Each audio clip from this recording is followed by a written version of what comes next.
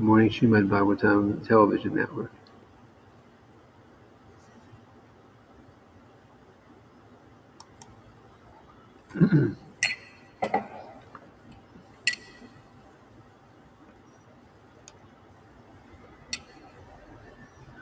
Jaya Radha Madhavam Kunja Bihari Jaya Radha Madhava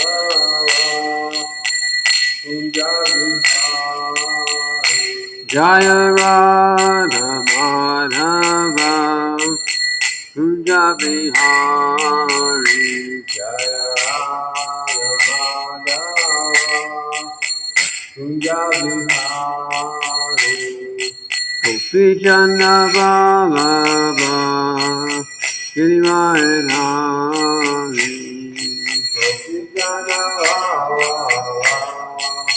Givaradhari Gopi Chanda Baba Girivaradhari Gopi Jana Bhava Givaradhari Yashoda Nandana Praja Jana Ranjana Yoganandana Jana Ranjana Yashoda Nandana Praja Jana Ranjana Yoganandana Jana Ranjana Yamuna Tira Vanachari Yoganandana Vanachari Yamuna Tira Vanachari Jaya Radha Madhava Kunja Bihari Jaya Radha Madhava Kunja Bihari Gopi Jana Ballabha Girivaradhari Jaya Gopi Jana Bhava Givaradhari Yashoda Nandana Braja Jana Ranjana Yoganandana Jana Ranjana Yamuna Tira Vanachari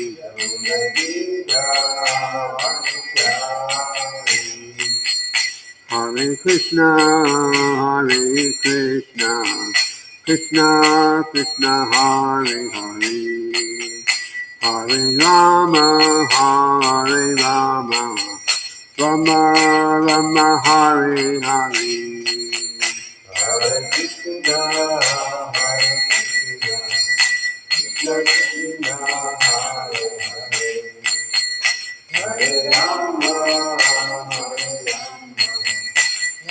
Rama, Hare Hare. Hare Krishna Krishna Krishna Hare Hare Hare Rama Rama Rama Hare Hare Hare Krishna, Hare Krishna, Krishna Krishna, Hare Hare, Hare Rama, Rama Rama, Hare Hare. Srila Prabhupada ki jai.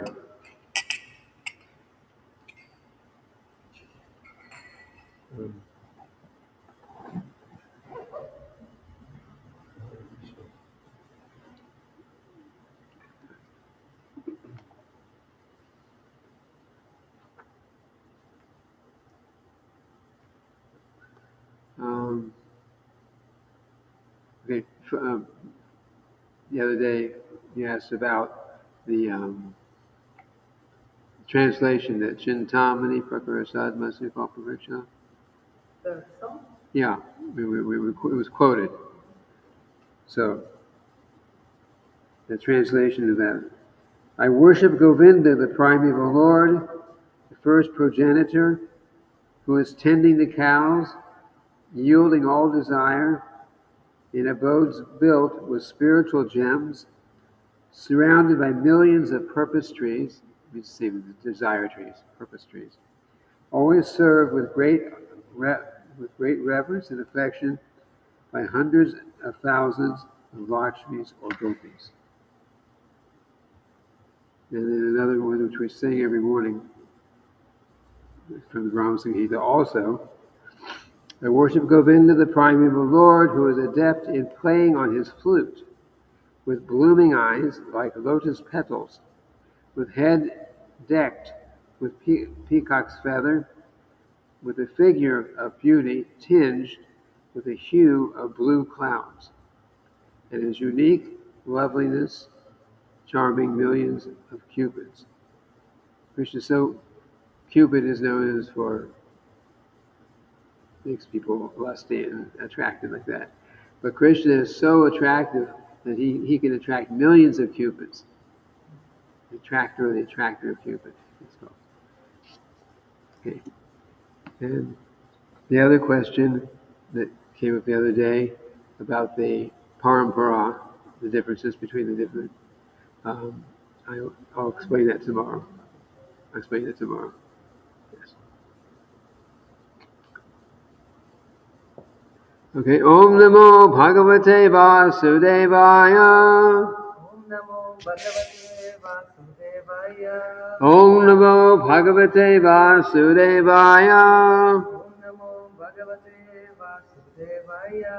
Om Namo Bhagavate Vasudevaya. Om Namo Bhagavate Vasudevaya.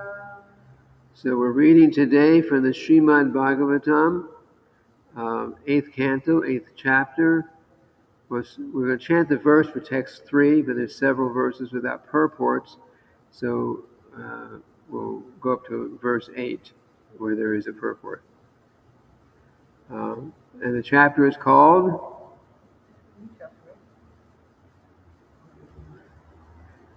the Churning of the Ocean of Milk.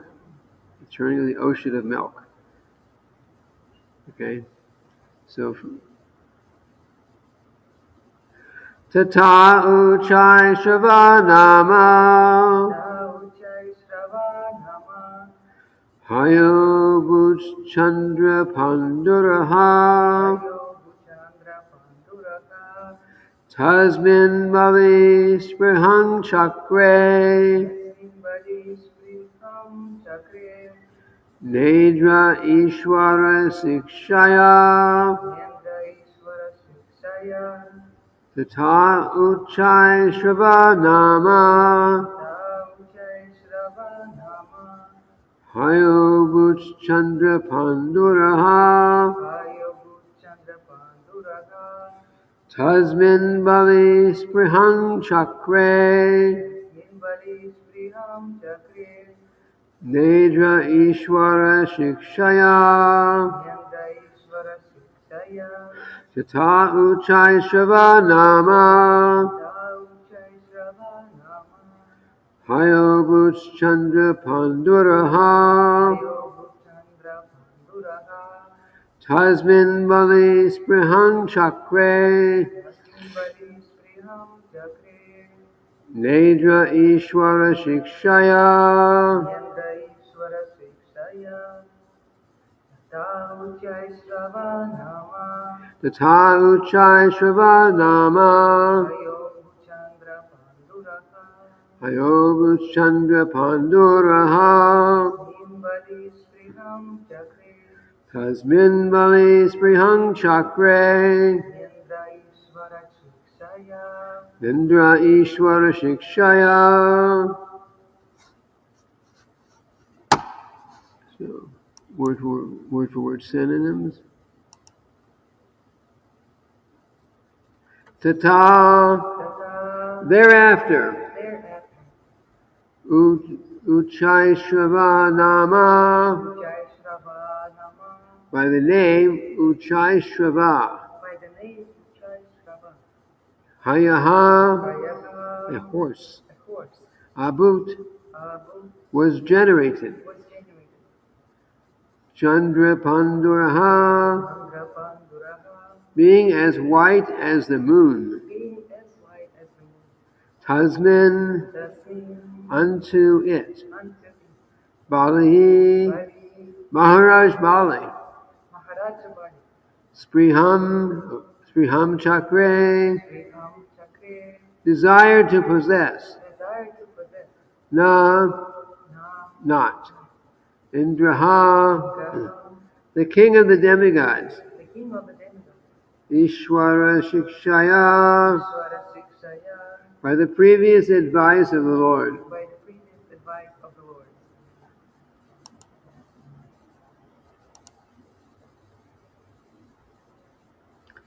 Thereafter, still in the churning of the ocean, thereafter a horse named Uchaishrava, which was as white as the moon, was generated.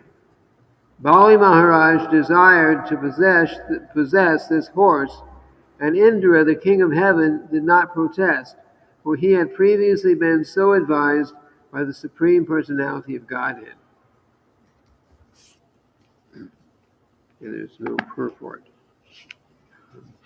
So, So first the cow appeared, and then a horse. now then a horse. Yes. And before either one of them, the poison was taken out. Lord Shiva ate it, drank it.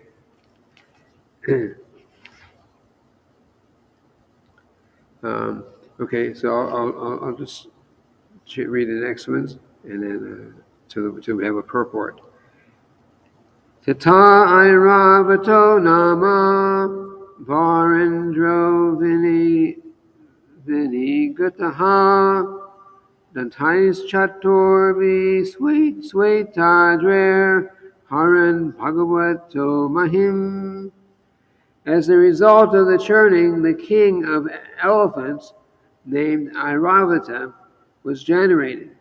This elephant was white, and with its four tusks, it defied the glories of Kailasha mountain, the glorious abode of Lord Shiva. Four tusks.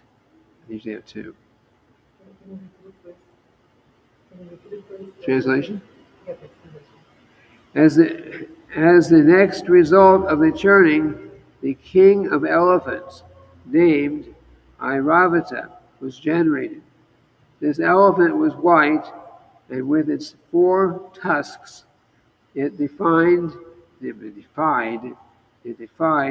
glories of Kailash mountain, the glorious abode of Lord Shiva. Airavanadayas twashto diggaja abhavangstata prabhu prabrita prabritayostocha karinyasva bhavandripa.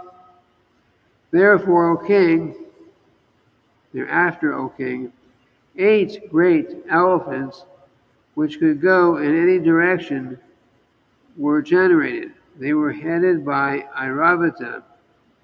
8 she-elephants headed by Abramu were also generated. The names of the 8 elephants are Airavana, Pundarika, Vamana, Kubuda, Anjana, Pushpadanta, Sarvabhauma, and Supratika. Next verse. Koshtu Vakshang Advut Ratnam Hadmarago Mahadade Tasmin Manos Priham Chakre Vaksho Lan Karane Hari Yato Bhavat Parichatta Suraloka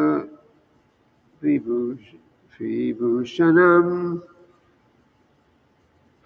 Purayat Yartino Yorvata Tajvad Bhuvi Itabhavan. generated thereafter from the great ocean were the celebrated gems Kashuba Mani and Padmaraga Mani. Lord Vishnu, to decorate his chest, desired to possess them. Generated next was the Parijata flower, which decorates the celestial planets. O king, as you fulfill the desires of everyone on this planet by fulfilling all ambitions, the Parijata fulfills the desires of everyone. So they're talking to Maharaj Parikshit here. So, O king, as you fulfill the desires of everyone on this planet by fulfilling all ambitions, the Parijata fulfills the desires of everyone. But there's no purport. Tatashchap Saraso Jata Vishka Kantya Suvashchasaha Ramayana Swarjinang Valgyu Kati Lila Lokanai. Now, next there appeared the Apsaras, who are used as prostitutes on the heavenly planets. They were fully decorated with golden ornaments and lockets and were dressed in fine and attractive clothing. The Apsaras move very slowly in an attractive style that bewilders the inhabitants of the heavenly planets. Okay. Tatashchavir Abut Sakshat Sri Rama Bhagavat Para Ranjayanti Disha Kantya Vidyut Shoda Mani Rataha Yataha. This has a purport. Translation: Then there appeared the goddess of fortune, Rama, who is absolutely dedicated to being enjoyed by the Supreme Person. Oh. This is Rama with a long A. It's Rama. So, then there appeared the goddess of fortune, Rama, who is absolutely dedicated to being enjoyed by the Supreme Personality of Godhead. She appeared like electricity, surpassing the lightning that might illuminate a marble mountain. Purport.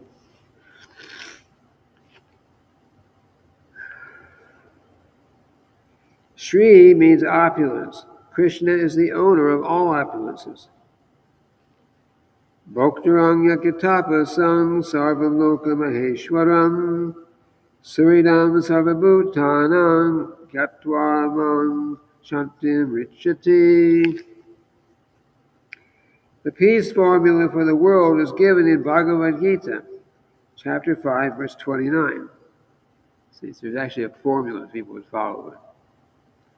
When people know that the Supreme Lord Krishna is the supreme enjoyer, the supreme proprietor, and the most intimate, well-wishing friend of all living entities, peace and prosperity will ensue all over the world. Unfortunately, the conditioned souls being placed into illusion by the external energy of the Lord want to fight with one another, and therefore peace is disturbed. The first prerequisite for peace is that all the wealth presented by Shri, the goddess of fortune, be offered to the Supreme Personality of Godhead. Everyone should give up his false proprietorship over worldly possessions and offer everything to Krishna. This is the teaching of the Krishna consciousness movement. Om Jnana Timiranda Shakina Shalakaya Chakshuru Vitamina Tasma Shri Guru. So, Srila Prabhupada describes that verse, which is chapter 5, Bhagavad Gita, chapter 5, verse 29. It describes it as the peace formula. So, of course, we have so many peacemaking organizations, like the United Nations, for example. But since the United Nations was established so many years ago, now there are more countries because they can't, which means they can't come to peaceful agreement. They can't do it. So there's always more and more and more and more countries, more and more divided. So everyone wants to be independent because they can't work in a peaceful way with the rest of the world. And that will tend to increase more and more as Kali Yuga goes on. But the peace formula is to understand you cannot have peace without God and understanding God's position in our relationship with God. It's not possible. They can have their all their diplomats and their people who've been educated and got their PhDs and all that in the college, and everyone's sitting together and talking about how now we're going to make the world a peaceful place. Everyone will be at peace. But they can't do it. They can't do it because they don't understand the first point of making everything peaceful is to understand who owns the world that we're trying to make peaceful. We don't own it.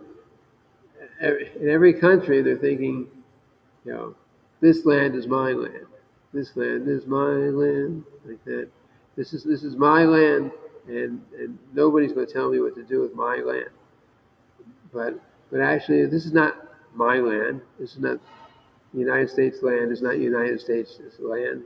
In a sense, it is. We would hear, but it doesn't. It's not really.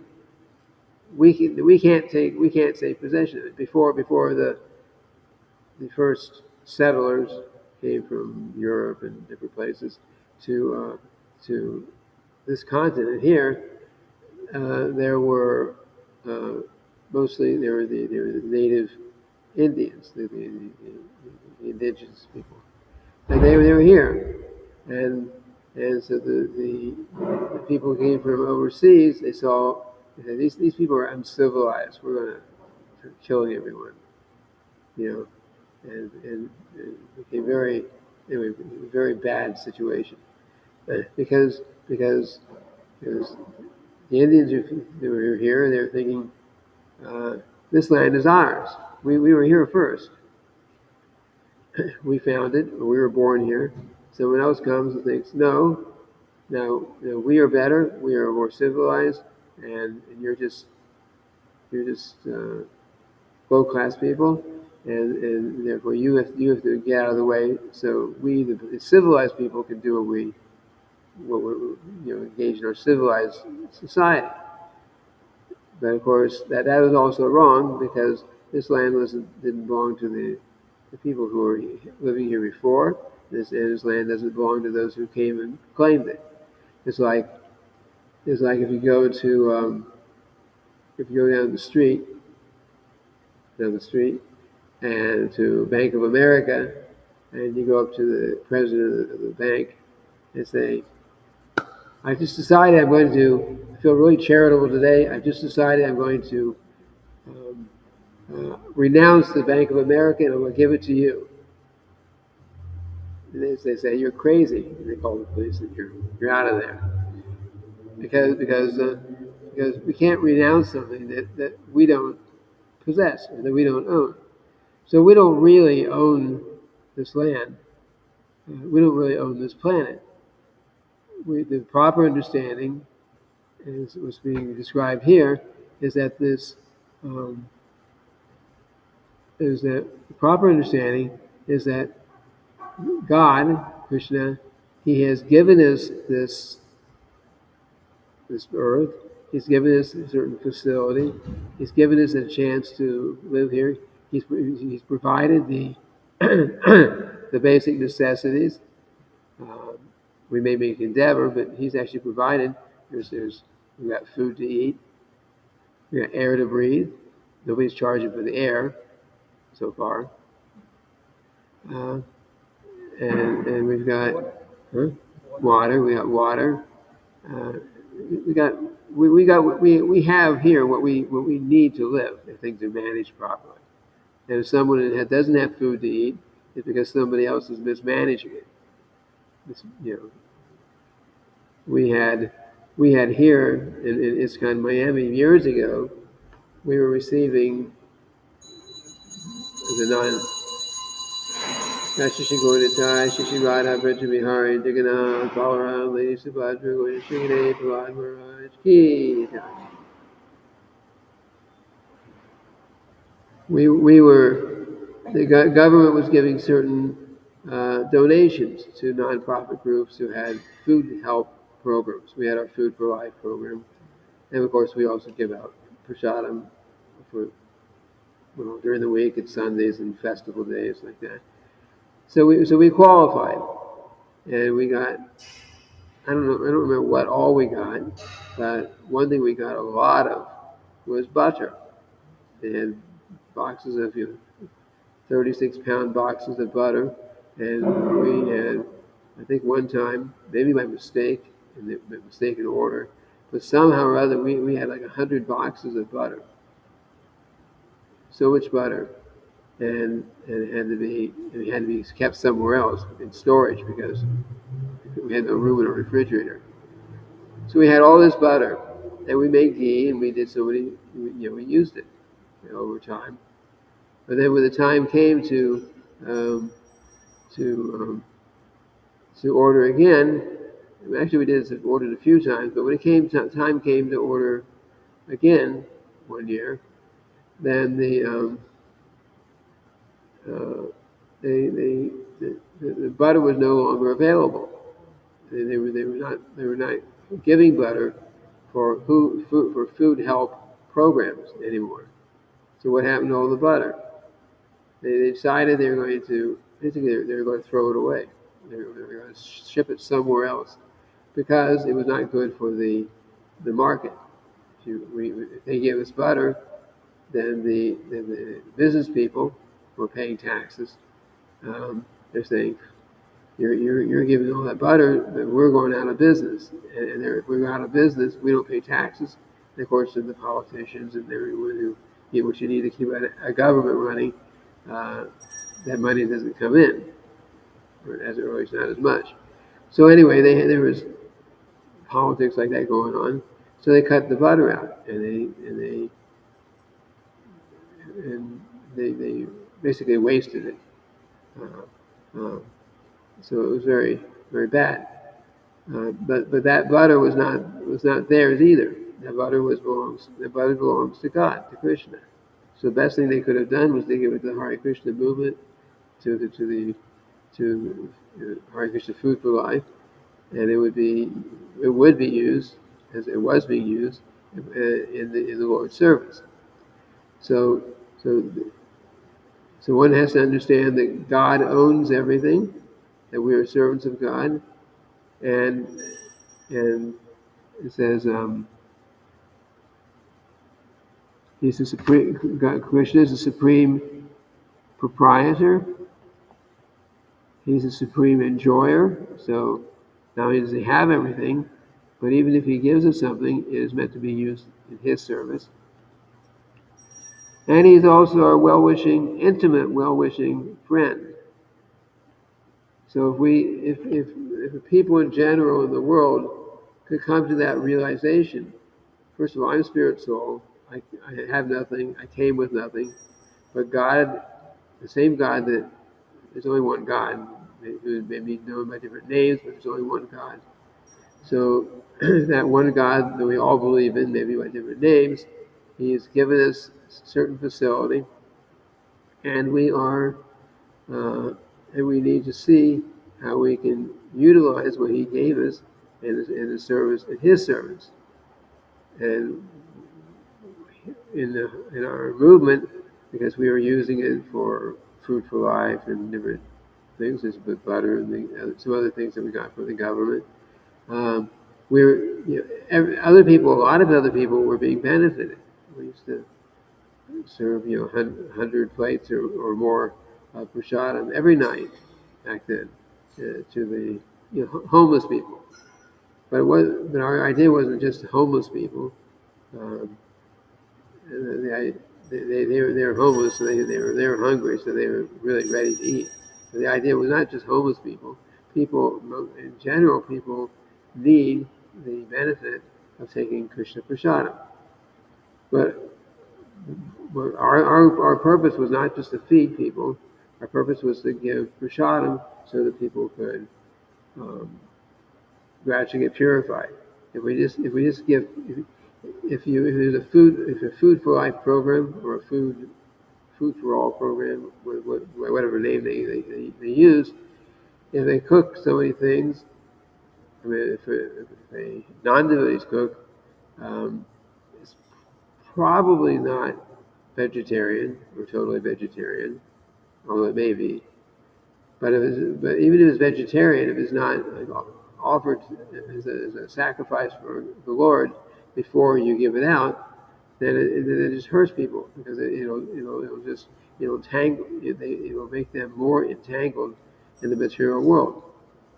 Even if you have very nice first class vegetarian food and you eat it and it's not offered to the Lord, then that very nice vegetarian food will keep you in the jail of the material world because we are stealing from God. Vegetarian food that is eaten without offering it first for the pleasure of the Lord, that vegetarian food is, or that taking it without offering it is stealing because it belongs to God. And of course, He gives everything to us freely, but we need to show our appreciation. How? By offering it back to Him.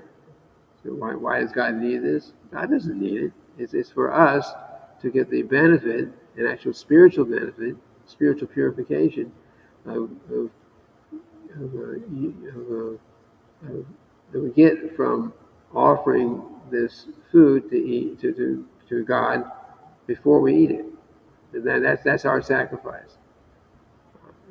And you can eat very nice, very opulent prasadam like the song we sang yesterday. So many nice preparations like that. You can have all that, but of course that was always being cooked for Krishna and offered to Krishna. And Radharani and the other gopis, especially, were very anxious to eat remnants of Krishna's food. That's a basic principle. If one has a guru, and you're offering, and your guru is present, and you cook something, and you're offering it to your guru, the guru's eating. Sometimes there's a little bit left on the plate, but and if the disciple uses an opportunity, and what's left on the spiritual master's plate, they take that. It's Mahaprasadam. They seem like, ooh, I'm not going to eat off of somebody else. Somebody else has been eating. That's material thought. But spiritually speaking, if one does that, if one accepts that prasadam that's been remnants of what the spiritual master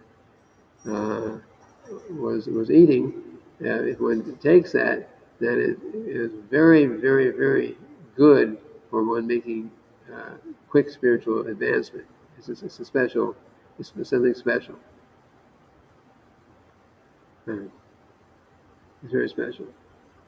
And if you have deity prasadam, you offer to the deities, and then you give some of that to the spiritual master, and there's something left, then it becomes Maha prasadam. That's just Maha prasadam. It becomes even more.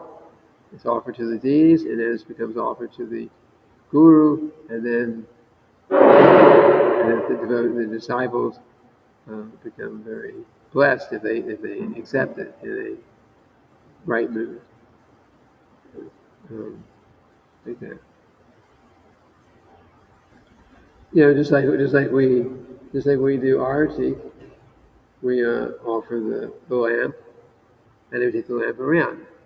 We offer it, and we take it back, and this is prasadam. We're accepting the prasadam.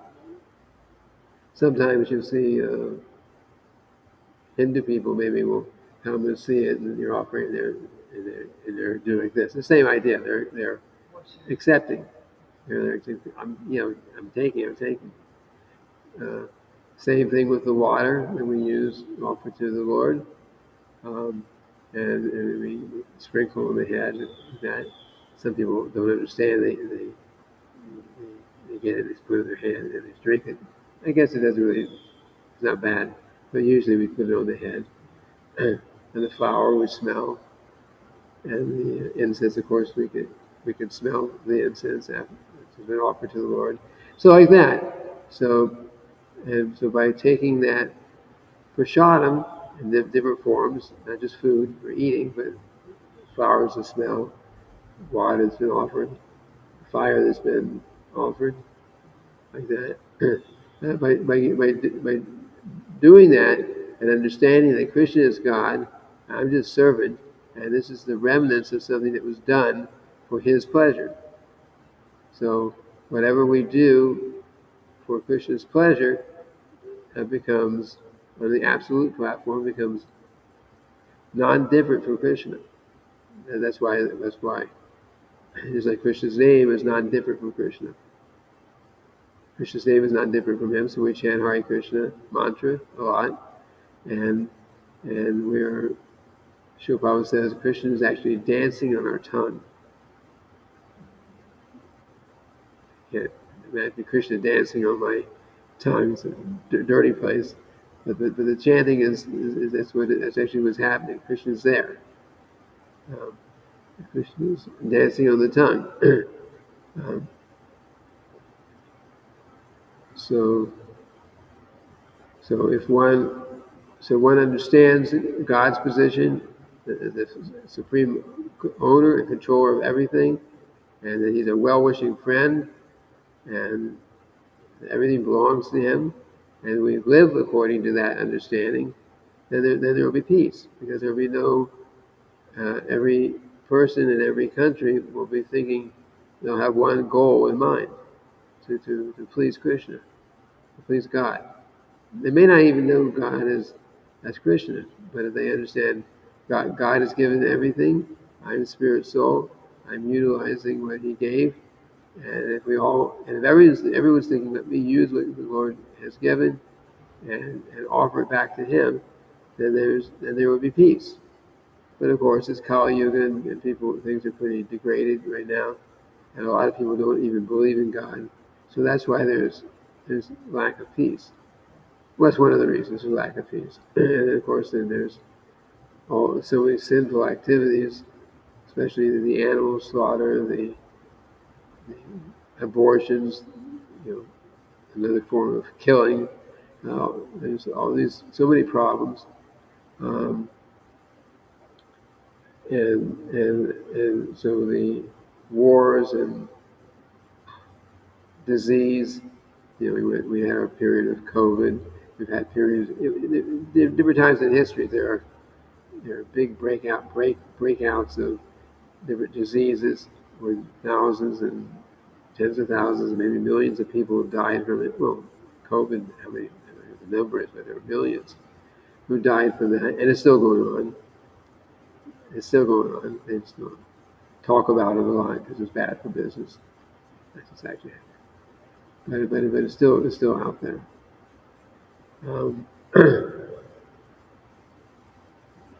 Anyways, it's 8:27, so maybe I should open up for questions. Yes. So what's actually the meaning of the horse? The horse appears as white as in. Is there any meaning behind its appearance? whatever complies. So the horse appeared. It's not just a regular horse. It's not a regular horse, and And the king of the demons wanted to that horse is also mentioned in the Bhagavad Gita. Yeah. But I have to look it up. I can't quote the verse. It's there in the booklet. Yeah, it's in Bhagavad Gita. That horse is mentioned. Another one I'll have to research. Okay. Yeah, it's. So there is a reason why There's something special about that horse, but it's not mentioned in the specifically in this. There was no purport from that verse. So maybe it'll come up in a later purport. I know it says. Let me just read it. Bali Maharaj desired to possess that horse.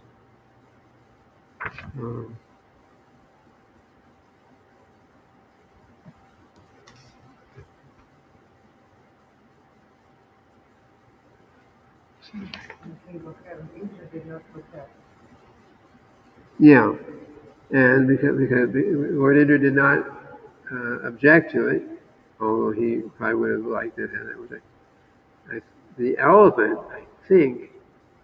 Yeah, the white elephant, another. The elephant. Lord Indra rides on an elephant. That might be his elephant.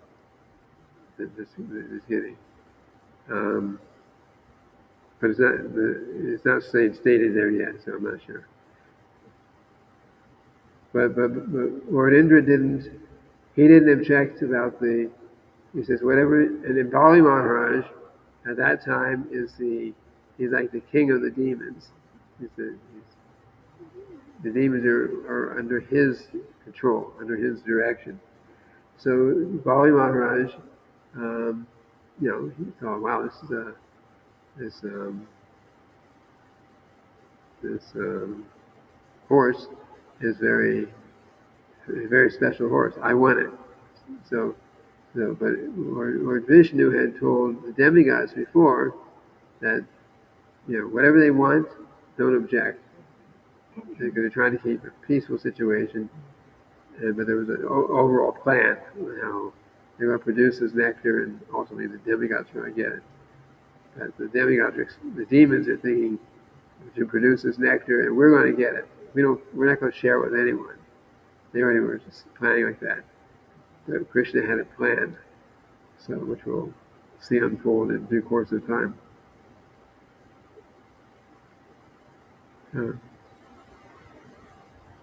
But for the most part, everything that's been produced, even the nectar that will be produced, is all material things.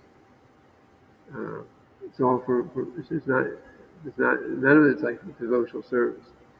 So the demigods and the demons are fighting together, or are working together, but they both have the same desire. Basically, they want certain material things, and they have no intention of letting the opposite party get anything, especially the nectar when it becomes manifest.